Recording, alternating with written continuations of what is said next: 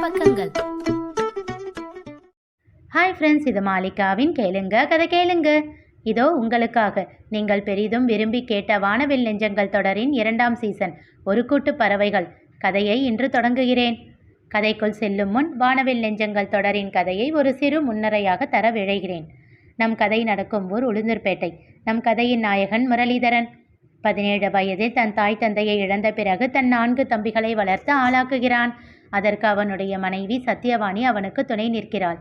இருவருக்கும் திருமணமான போது முரளிக்கு வயது 20, சத்யாவிற்கு வயது 18. முரளியின் அப்பாவும் சத்யாவின் அப்பா சங்கரனும் நண்பர்கள்.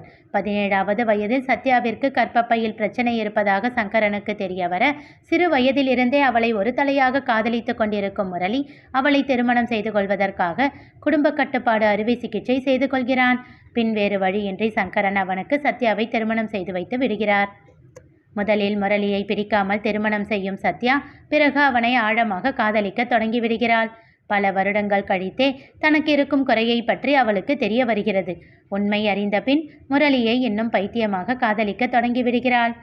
தன் தம்பிகளின் வாழ்க்கையை சரி செய்த பின் தன் தம்பிகளிடம் குடும்ப பொறுப்புகளை பகிர்ந்து அளித்துவிட்டு முரளி சத்யாவோடு சங்கரனின் வீட்டிற்கு தனி குடித்தனம் சென்று விடுகிறான். அதற்கு முன்பே அவன் தம்பிகள் அவனை பட்டப்படிப்பு படிக்க வைக்கிறார்கள். சிறு வயதில் கால்பந்து விளையாட்டின் மேல் விருப்பம் கொண்டு விளையாடி கொண்டிருந்ததை அறிந்த அவனுடைய நண்பன் மாதேஷ் அவனை மீண்டும் கால்பந்து விளையாட வைக்கிறான்.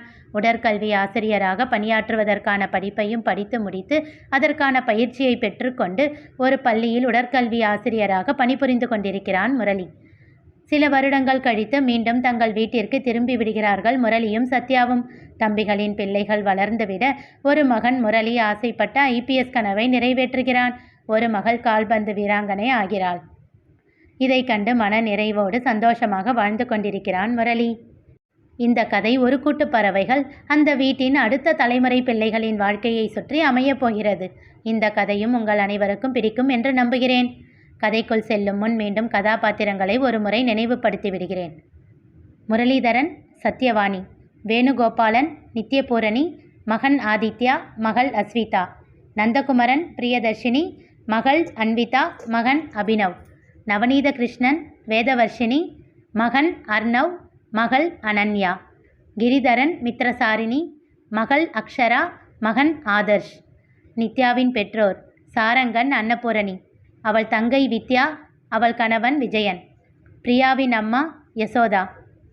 வேதாவின் பெற்றோர் லிங்கேஸ்வரன், ஜெயந்தி, தம்பி வரிஷ், அவன் மனைவி கீர்த்தனா.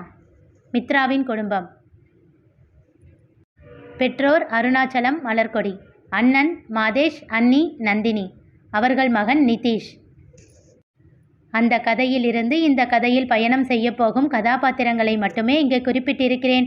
மற்ற புதிய கதாபாத்திரங்களை கதையின் போக்கில் அறிந்து கொள்ளலாம். ஒரு கூட்டு பறவைகள் அத்தியாயம் 1. முரளியும் சத்யாவும் டைனிங் டேபிளில் அமர்ந்து ஒன்றாக சாப்பிட்டு கொண்டிருக்க சமையல் அறையில் மித்ரா தோசை வார்த்து கொண்டிருந்தாள். அதனை வேதா கொண்டு வந்து அவர்களுக்கு பரிமாறிக்கொண்டு இருந்தாள். இப்பொழுது அந்த சமையலறை அதிநவீனமாக மாற்றப்பட்டு இருந்தது.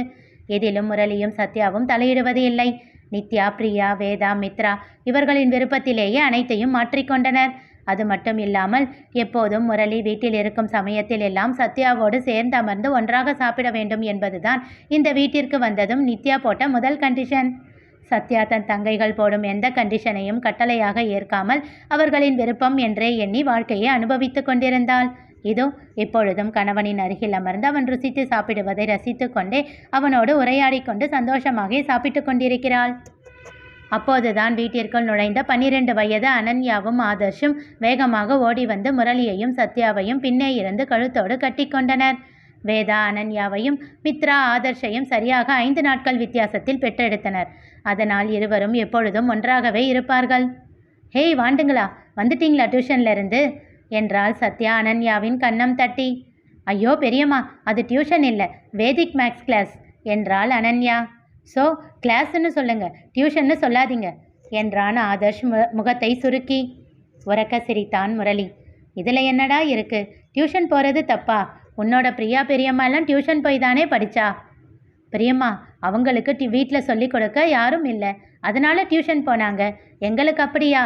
எங்களுக்கு தான் ஒரு பெரியம்மா டீச்சராக இருக்காங்க, ஒரு பெரியப்பா ப்ரொஃபஸராக இருக்காரு, அப்புறம் என்ன? அது சரி, என்றான் முரளி.